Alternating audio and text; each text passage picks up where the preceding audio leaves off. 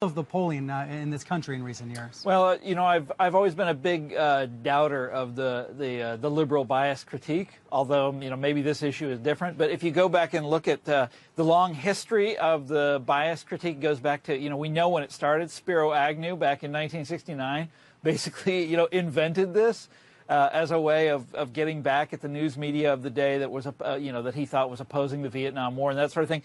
And it's, you know, it's gone on and on and on over the years. And the hilarious thing is that the media is objectively much less liberal today than it was then, after years and years and years of this stuff. But, you know, this is a very interesting question. Does the media reflect or does it cause? You know, and people debate this all the time in sociology and history, all sorts of other disciplines. I used to argue about it myself.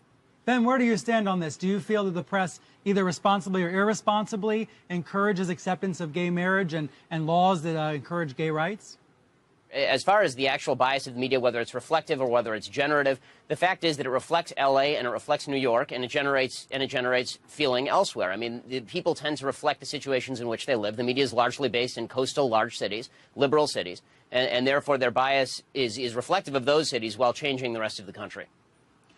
Is the press in this case an enemy of religious freedom then? Because we saw so much criticism of this bill from reporters and from commentators and from corporate interests?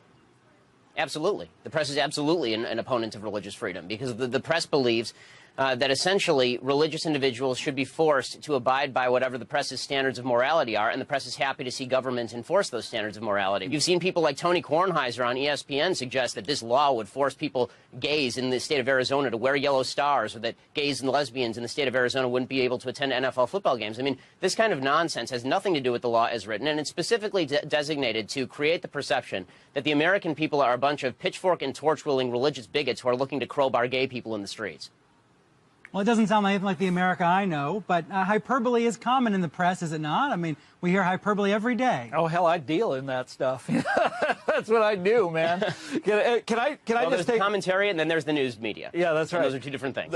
Can I just take a step back here? I'm from Kansas, and the thing that got me writing What's the Matter with Kansas, in fact, was when they had this debate over the theory of evolution in the state of Kansas. And the media all over the world went absolutely berserk, right? Making fun of Kansas. It's a replay of the monkey trial down in Tennessee, you know, back in the 1920s. And it was, you know, it was a classic media set piece, and everybody was laughing at Kansas. And then the local conservatives sort of struck back and saying, yes, but they didn't describe what we were doing precisely to the letter. They didn't get it exactly right. And, you know, they had a point, but in the grand scheme of things, the media had that story right. And I think they have this one right as well. Sorry, Thomas just admitted that the media is biased and skews the story, but in general they have the story right. So please explain to me how a law that doesn't actually mention homosexuality is specifically about allowing restaurants to now have a right that trumps federal law, which this clearly does not, and how this law is going to allow restaurants to randomly throw gay people out of their businesses in a way that they weren't able to before in the state of Arizona. Please explain that to me, and how that's accurate. It's actually not a lie. It got vetoed. I don't know if you heard about this. A bill, correct. Yeah. So I didn't read that one, but I did read the bill in Kansas, you know. The actual law itself, the proposal itself, the bill that got vetoed the other day, and they had one in Kansas, and they had them in a bunch of other states. That's the really interesting thing. Where did this come from? Who who developed it? That sort of thing. And it was sort of, my opinion is that it was all sort of ginned up as a kind of culture war set piece to rally the troops, get something for people to feel persecuted about.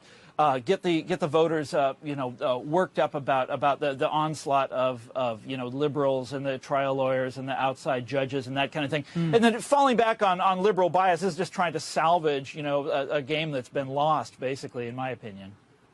Ben, when you come on television, when you write columns, do you feel that you are being persecuted, or do you feel that you are being, put